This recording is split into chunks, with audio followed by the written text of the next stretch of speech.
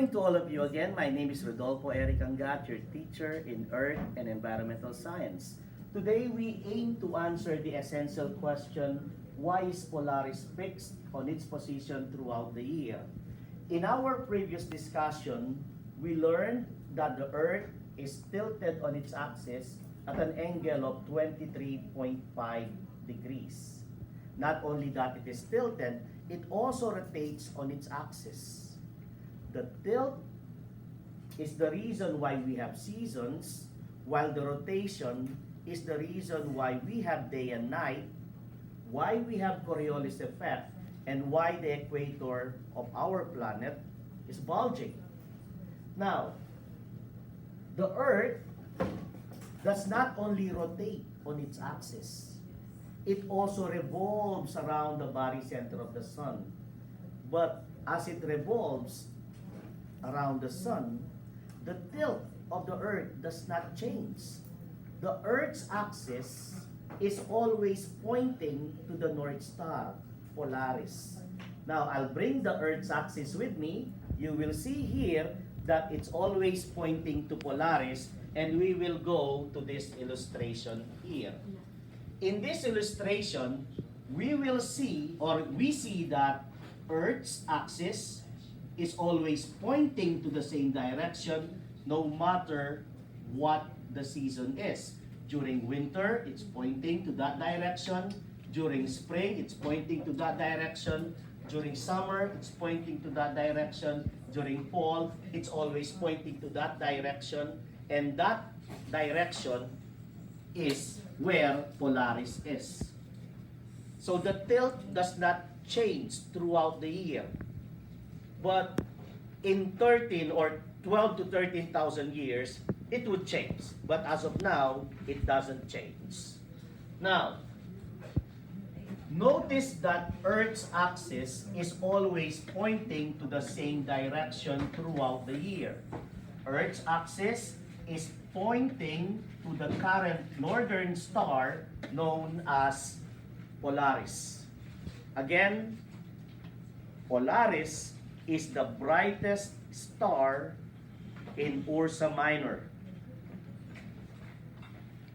Earth's 23.5 degrees tilt is mainly responsible for the seasons, but nutation, also known as the irregularities in precession, can also influence the seasons. And just like what we discussed yesterday, if you consider my head as Earth's axis, then this would be precession. But because the angle at which the moon, let's get another ball here, the angle at which the moon is tilted in its orbit around the sun, which is 5 degrees tilt, causes precession not to, oh, it flew, not to, the axis just flew, causes precession not to rotate smoothly.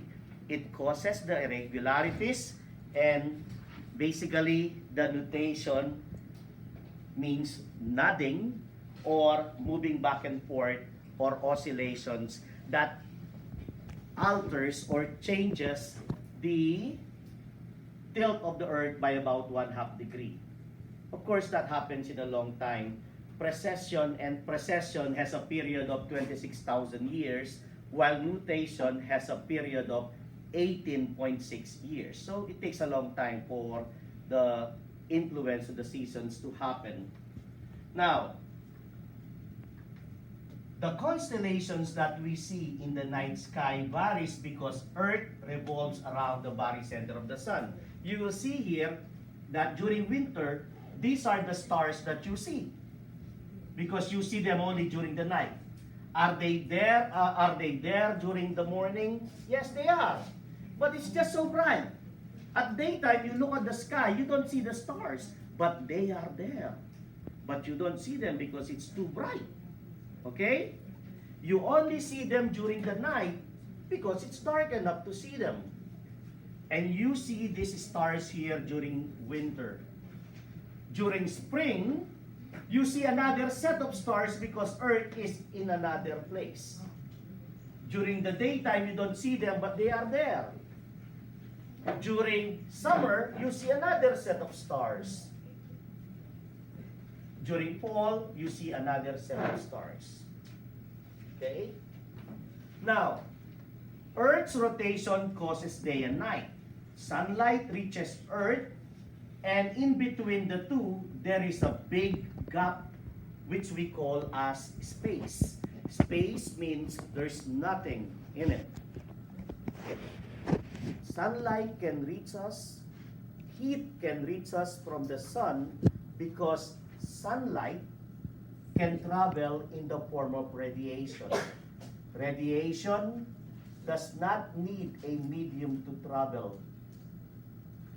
This form of heat transfer called radiation is the reason why we are enjoying the benefits of sunlight. Without sunlight, there will be no life on Earth. Okay? Hopefully, we've answered the essential question, why is Polaris fixed on its position throughout the year as it revolves around the barycenter of the solar system? Thank you.